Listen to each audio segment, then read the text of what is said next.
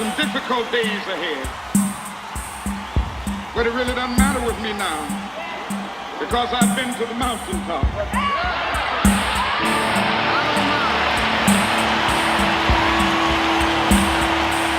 Like anybody, I would like to live a long life. Longevity has its place.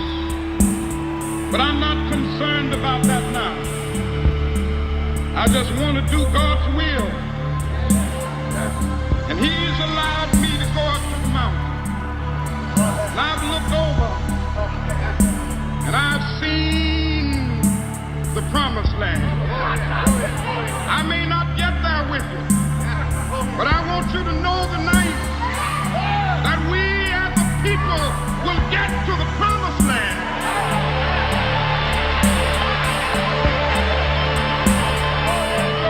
So I'm happy tonight. I'm not worried about anything. I'm not fearing any man. Mine eyes have seen the glory of the coming of the Lord.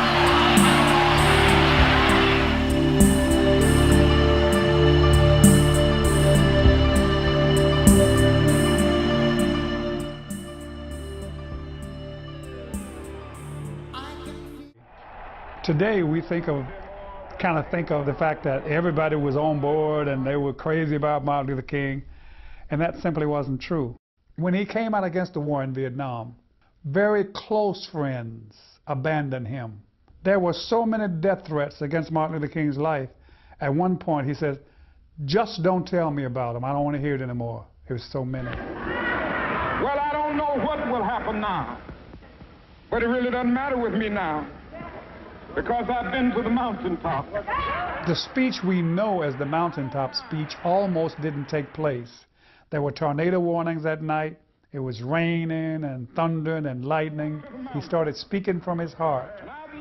He talked about death a great deal that night. And I've seen the promised land. I may not get there with you, but I want you to know tonight that we as a people will get to the promised land.